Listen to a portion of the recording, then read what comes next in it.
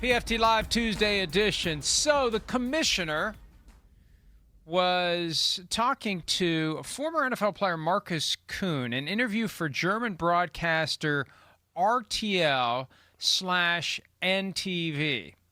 And what Goodell said to Marcus Kuhn is this: at some point, there will be, not there might be, there will be NFL teams outside the USA. I have no doubt that this will happen one day. That's the clearest statement yet. Now, Is it just the latest example of dangling the carrot to get people excited? They don't need to get people excited in Germany. They're already excited. That is the most unequivocal, unconditional, clear statement I've seen of indication and confidence that the NFL is going to have teams in other countries. And I think we kind of know it's going to happen, but to hear the commissioner say it that clearly, that's right. That's significant. Yeah, you're right. We haven't heard that. I don't remember him ever saying anything like, hey, our hope, one day we're trying to expand the sport. I mean, it's always been kind of like blanket statements like that. But to say that, there's no doubt at some point there'll be a team outside, that is a strong statement from the commissioner. And, like you said, anybody that's following the sport, I think, expects that. It's just going to be, again, how it all gets done and everything there. And that way, it's not going to be an easy formula to figure out.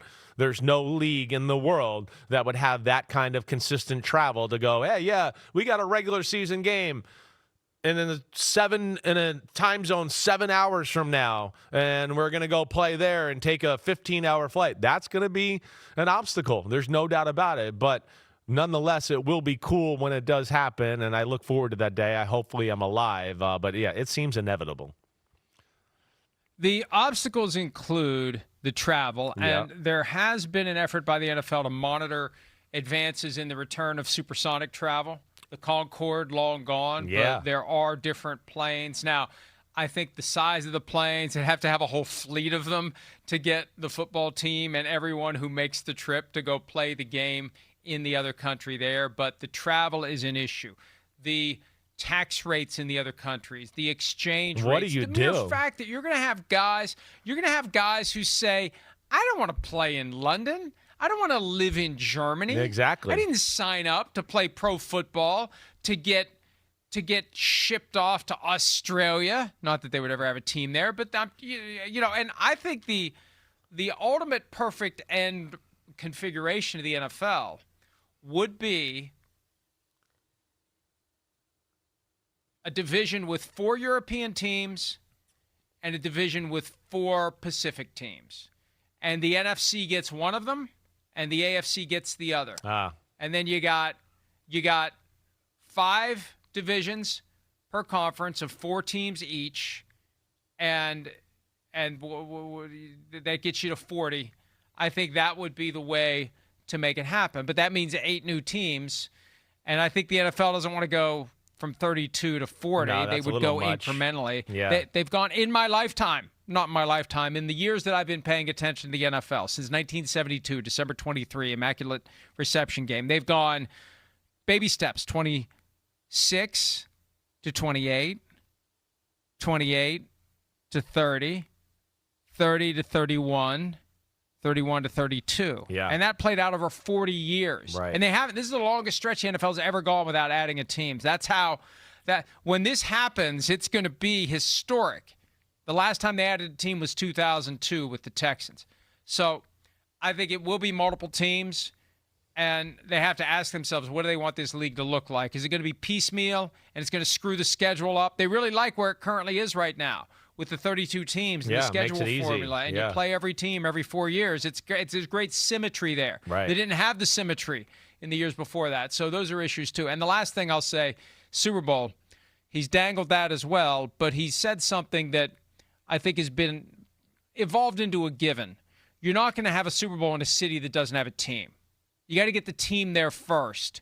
Then it becomes a potential Super Bowl host city. They're not going to have a Super Bowl in London until there's a London team. Yep. So, or wherever it may be. London's going to be the first candidate, but you got to have a team first. But Super Bowl is on the table too, and that doesn't surprise me. Once you put a team in another country, I think the Super Bowl is going to follow. Yeah, I hear you there. And I think they're probably been, opened their eyes and motivated by what they just saw in the World Cup and what that could be on the world stage, maybe as compared to just, our country and a few other countries that are tuned in. The whole world doesn't tune into the Super Bowl that way. That would be a game changer. Certainly would be. But I think the point you make, and is the point that I keep going back to, is just it's going to be interesting. It's going to be a big ask of people. Oh, yeah, you grew up in Oklahoma, but, you got drafted by the London team. Now you're moving your family over there. And you're right. The money exchange thing is the thing I've always found interesting about it. We joked. I was there early May. I went there and I went, man, our dollar is worth literally doll hairs. It ain't shit over there. Like, I gave the guy $400 and he gave me back $260. I was like, what? Like, what? Like, so, yeah, that to me is another part of it. Like, how do you balance that out? How does that work that way? Very interesting. It does seem inevitable, but yeah, there's some kinks that'll have to be talked about there.